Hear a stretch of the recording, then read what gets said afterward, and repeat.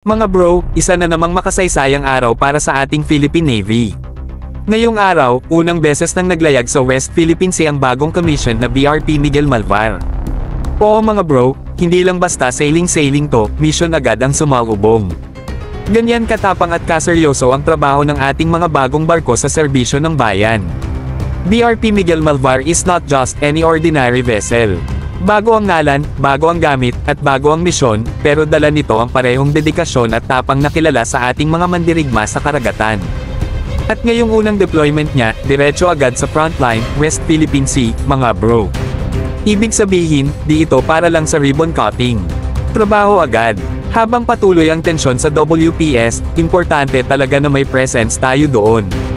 At sa pag-deploy ng BRP Miguel Malvar, pinapakita natin sa buong mundo na hindi tayo nagpapabeya at hindi tayo nagpapasindak.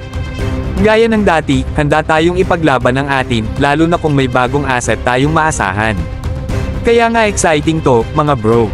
Ang ganitong klase ng misyon ay hindi lang para sa pagpapakita ng bandila, kundi para sa deterrence, surveillance, at reassurance, na kahit gaano pa kalawak ang dagat, may barkong Pinoy na nagbabantay. At huwag natin kalimutan, every new mission is also a test, both for the ship and the crew. Pero noong our Navy, siguradong pasado yan sa dedication at galing.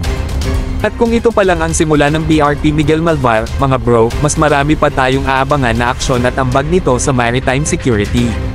Kaya mga bro, saludo tayo sa Navy. Sa bawat layag, bawat misyon, bawat bagong barko, isang hakbang ito palapit sa mas matatag at mas pinoprotektahang Pilipinas.